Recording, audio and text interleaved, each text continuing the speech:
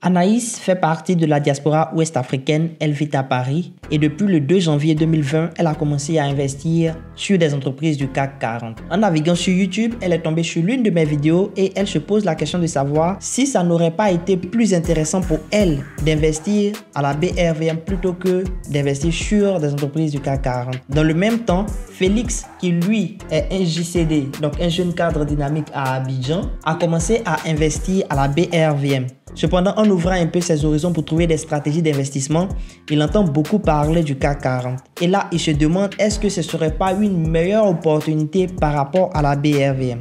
Donc dans cette vidéo, nous allons confronter la BRVM et le CAC 40 afin de pouvoir donner une réponse concrète à ces deux protagonistes, à savoir Anaïs qui déjà investit sur le CAC 40 et se pose la question si la BRVM est bien une meilleure opportunité, et Félix qui lui investit déjà à la BRVM et se demande si le CAC 40 ne serait pas une bien meilleure opportunité. Avant d'aller un peu plus loin, pour les besoins de titrage, on a dû mettre BRVM et CAC 40. Mais il faut savoir qu'on ne peut pas comparer la BRVM et le CAC 40 pour la simple raison que la BRVM est un marché et que le CAC 40 est un indice.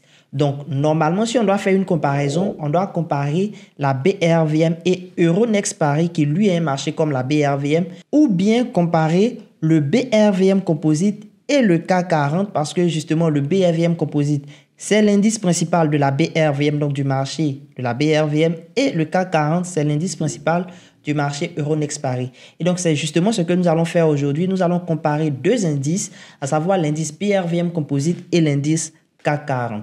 Alors, sur les marchés financiers, toutes les données se rapportent bien évidemment au temps. Et donc, nous, la comparaison que nous allons faire va se situer du 2 janvier 2020 au 30 juin 2025, soit environ 5 ans ou disons 4 ans et demi pour être plus exact. Quelquefois 4 ans lorsqu'on ne pourra pas prendre en compte les 6 mois de l'année 2025. Ceci étant dit, on parle de comparer le BRVM Composite et le CAC 40. Alors, c'est quoi le BRVM Composite? Le BRVM Composite, il faut savoir dans un premier temps que c'est un indice. Un indice, c'est quoi? Un indice, c'est une mesure qui nous permet de suivre l'évolution d'un ensemble d'actifs financiers. Donc, l'indice BRVM Composite est un indice qui nous permet de suivre l'évolution de l'ensemble des entreprises cotées à la BRVM. Alors, c'est un indice qui est calculé suivant la méthode Market Cap Weighted, ce qui veut simplement dire qu'on va pondérer les actions de l'indice par leur capitalisation boursière. Et donc, si vous voulez bien visualiser comment est-ce qu'on interprète le BRVM Composite, dites-vous qu'on se pose la question de savoir si une personne divise son capital en tenant compte du poids des entreprises qui constituent la BRVM. Donc, ça veut dire que si une entreprise A représente 20% de la capitalisation globale de la BRVM et qu'une entreprise B représente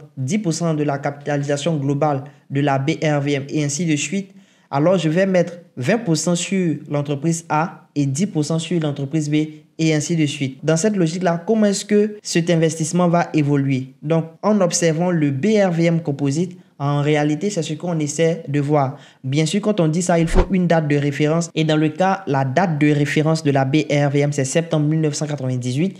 Et donc, on suppose que depuis septembre 1998, il y a un individu qui a investi 100 unités. Et donc, comment est-ce que ces 100 unités-là évoluent? C'est ce qu'on essaie de voir à travers le BRVM Composite. Et chaque fois qu'il y a des IPO, donc des entrées en bourse ou des radiations de la cote, bien évidemment que ces événements-là sont pris en compte pour pouvoir ajuster le calcul de l'indice. Et donc, cet indice-là prend en compte 48 sociétés. Et l'entreprise au 30 juin 2025 qui avait la capitalisation boursière la plus élevée et qui, je crois, l'est toujours, c'est bien évidemment Sonatel, avec 20% de la capitalisation boursière globale de la BRVM. Ceci dit, pour le BRVM Composite, qu'en est-il du CAC 40? Le CAC 40, c'est simplement un sigle déjà, donc le sigle CAC qui signifie cotation assistée en continu. Bon, c'est une méthode de faire la cotation. Donc, la cotation assistée en continu 40, pour dire simplement les 40 meilleures sociétés cotées assistées en continu au niveau de Euronext Paris. Contrairement au BRVM Composite qui lui est pondéré par la capitalisation boursière des entreprises qui le constitue, le CAC 40 lui est pondéré plutôt par le flottant de ces entreprises. C'est quoi le flottant? Le flottant, c'est tout simplement la partie des entreprises cotées qui est échangée au niveau de la bourse. Donc, une entreprise cotée ne vient pas avec 100% de son capital sur la bourse. C'est une partie de son capital qu'elle met sur le marché financier. Et donc, la partie du capital qui est considérée sur le marché financier, là, c'est ce qu'on va appeler le flottant. Et donc, dans le cas du calcul du CAC 40, on va pondérer plutôt par le flottant que par la capitalisation boursière comme c'est fait au niveau de la PRVM. C'est pour ça qu'on parle de Free Float Capitalization Weighted. Et le CAC 40 a comme date de référence décembre 1987 et c'est calculé en base 1000, alors que la BRVM, lui, est calculée en base 100.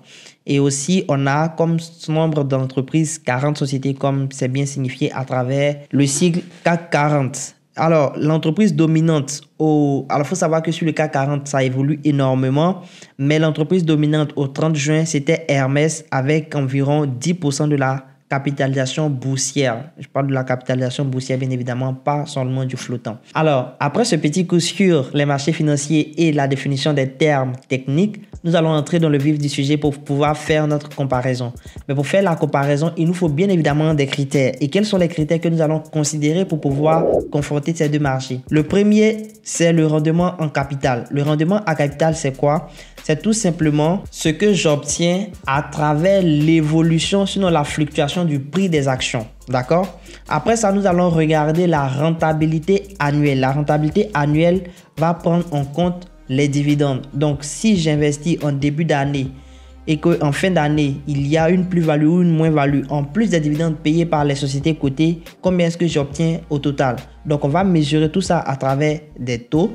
Et à côté de ça, on va aussi calculer la rentabilité globale. Donc, comme je vous l'ai dit, on part du 2 janvier 2020 au 30 juin 2025. Donc, sur cette période, quelle a été la rentabilité globale au niveau du BRVM Composite et au niveau du CAC 40? Alors, quand on parle des marchés financiers, il est bien de parler sur tout ce qui est rentabilité, mais il est aussi très important de pouvoir évoquer l'aspect risque. Parce que si on parle de rentabilité sans évoquer le risque, ça ne sert strictement à rien.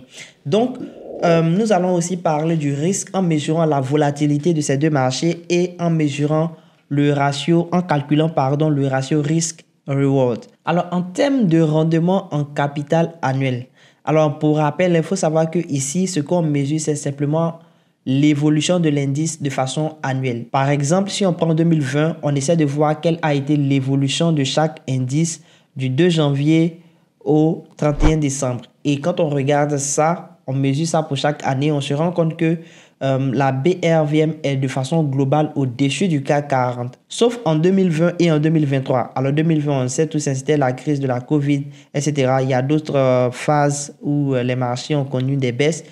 Mais on se rend compte que de façon générale, la BRVM produit beaucoup plus de rendement en capital par rapport au CAC 40. Donc, en moyenne, on a un rendement en capital de 12,91% pour le BRVM Composite et 5,04% pour le CAC 40. Alors ça, c'est pour le rendement en capital. Maintenant, lorsqu'on investit en bourse, on peut aussi percevoir ce qu'on va appeler les dividendes. Les dividendes, c'est quoi?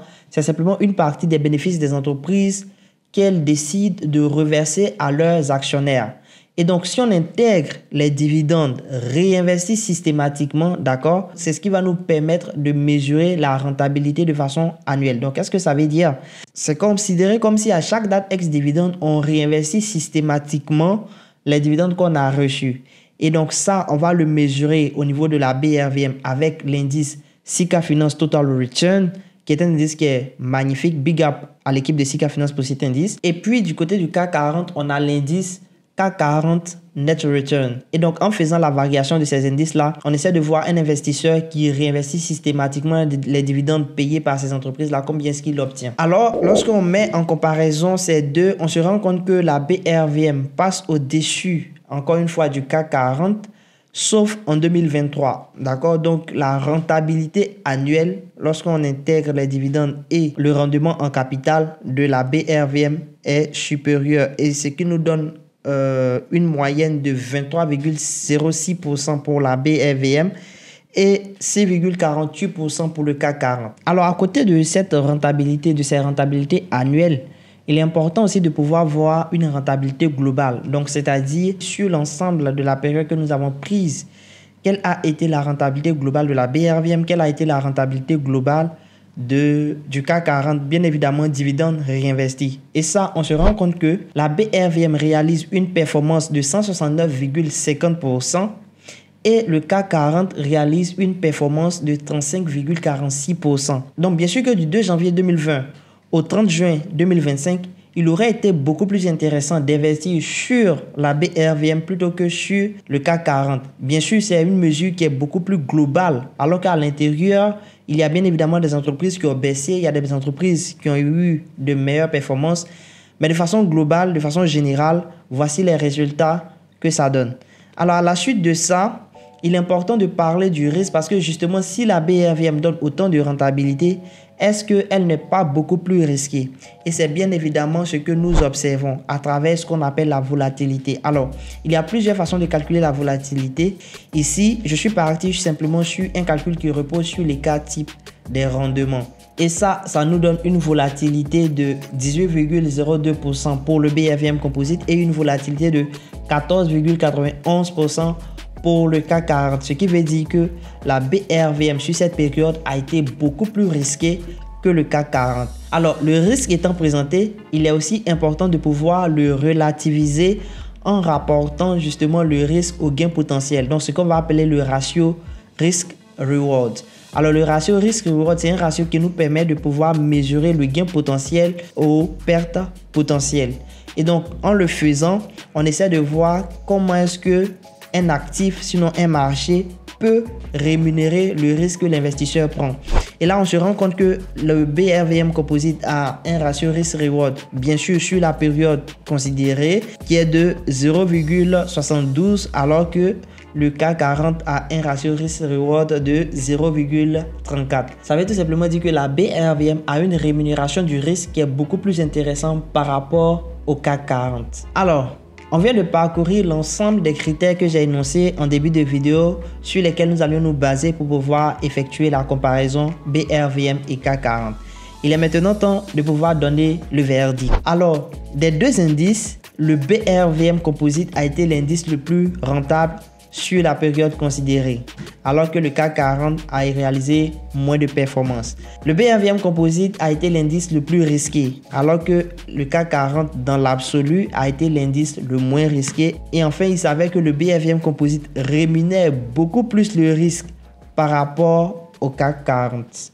Alors, on arrive au thème de notre comparaison et il est important de pouvoir relever quelques limites des chiffres que nous avons utilisés pour effectuer cette comparaison, notamment sur la période choisie. Nous avons considéré seulement une période qui part du 2 janvier au 30 juin 2025. C'est une période qui est très limitée par rapport à plusieurs décennies. À côté de ça, il y a aussi la méthode que nous avons utilisée pour calculer la volatilité. C'est une volatilité qui prend simplement en compte les rendements annuels. Alors qu'on pourrait calculer une volatilité, par exemple, qui prendrait en compte les 365 jours de l'année, sinon l'ensemble des jours cotés, même si ce n'est pas 365 jours exactement, mais l'ensemble des jours cotés d'une année afin de pouvoir calculer une meilleure volatilité.